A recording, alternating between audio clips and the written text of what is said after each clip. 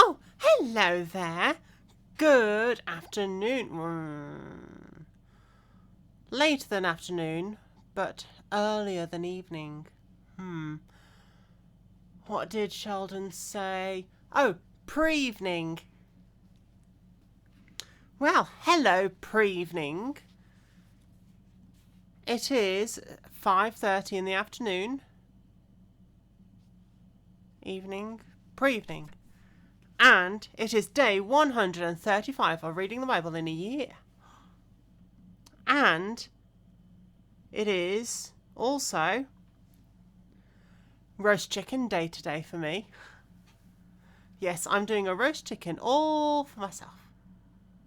I'm not going to eat the whole thing because that would be a bit greedy. I wouldn't be able to either. Anyway, let's start reading the first of 2 readings today.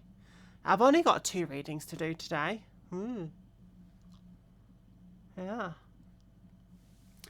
I'm reading the last 3 chapters of Ecclesiastes and the last chapter of 2 Timothy.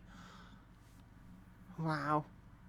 And I've got to finish all this reading before my timer for my chicken runs out.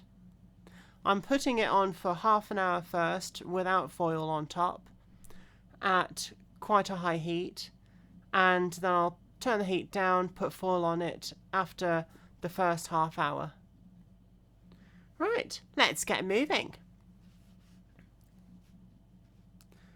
Chapter 10 of Ecclesiastes.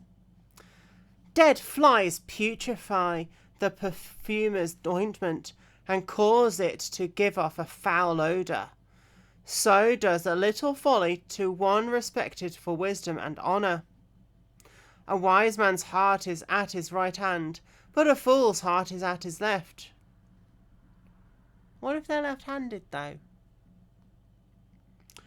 Even when a fool walks along the way, he lacks wisdom, and he shows everyone that he is a fool. If the spirit of the ruler rises against you, do not leave your post, for conciliation pacifies great offences. There is an evil I have seen under the sun, as an error proceeding from the ruler. Folly is set in great dignity, while the rich sit in a lowly place. I have seen servants on horses, while princes walk on the ground like servants. He who digs a pit will fall into it. I've heard that one before. And whoever breaks through a wall will be bitten by a serpent. Were walls unreasonably thin back then? Maybe. I don't know. He who quarries stones may be hurt by them, and he who splits wood may be endangered by it. If the axe is dull, and one does not sharpen the edge, then he must use more strength. But wisdom brings success. A serpent may bite when it is not charmed. The babbler is no different.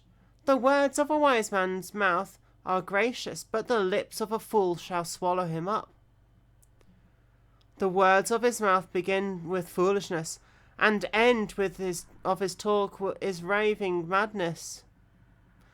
I can think of at least 2 people like that in the world today.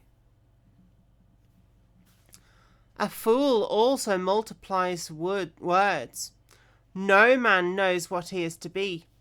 Who can tell him what he will be after him? The labour of fools wearies them, for they do not even know how to go to the city. Woe to you, O land, when your king is a child, and let your princes feast in the morning.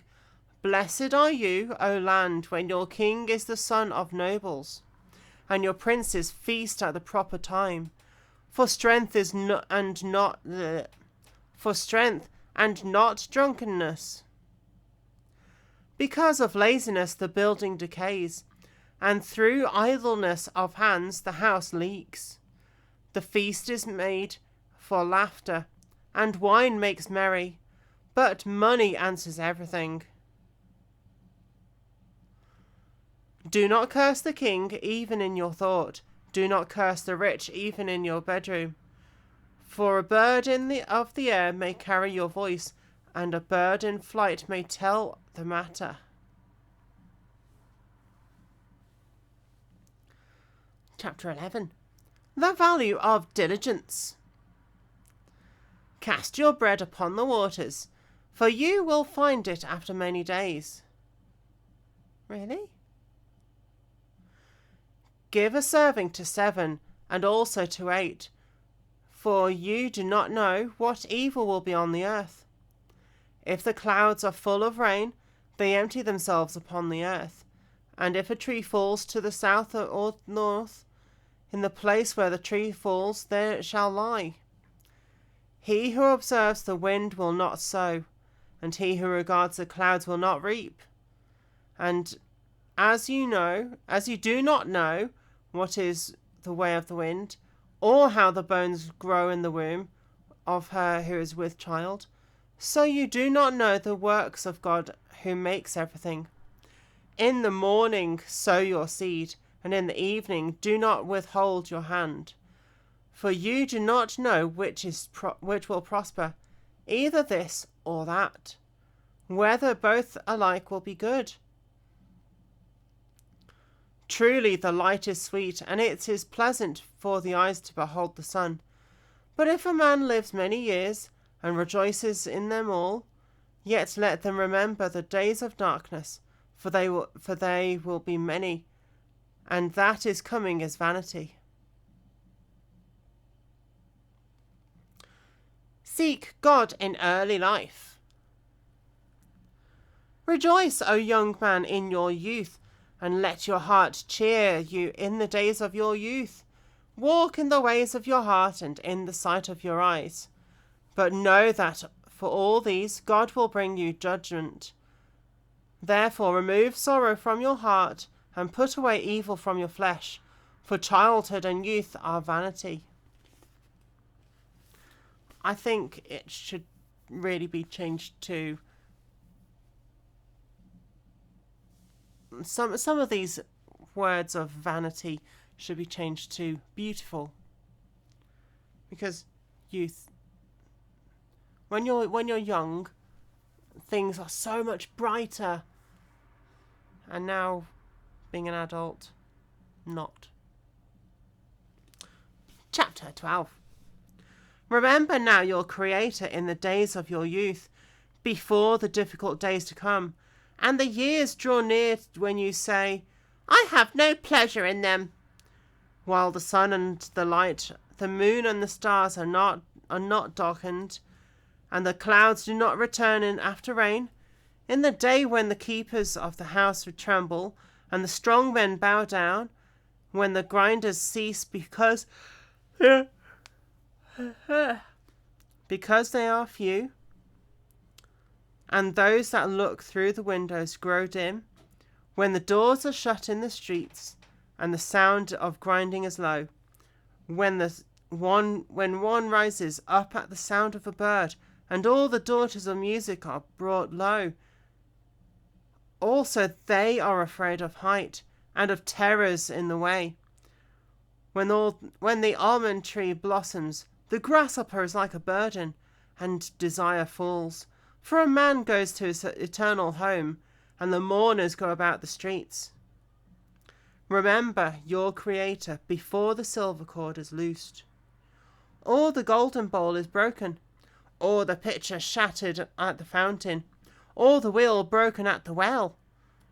When the dust will return to the earth as it was, and the spirit will return to God who gave it.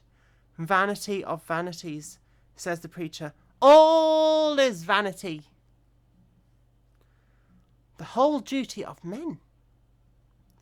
And moreover, because the preacher was wise,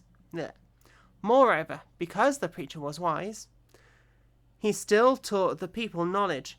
Yes, he pondered and sought out and set in order many proverbs. The preacher sought to find acceptable words, and what was written was upright, words of truth. The words of the wise are like goads, Goads, and the words of scholars are like well-driven nails, given by one shepherd.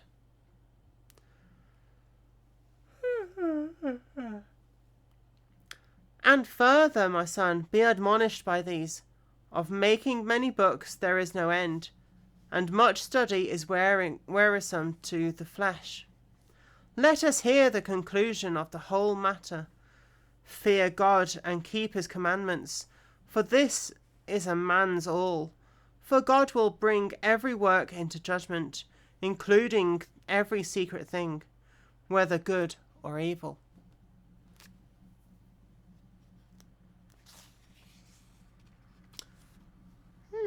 That was interesting. That reading was a bit shorter than yesterday's ones and the day before's. Why are the last couple of chapters so short?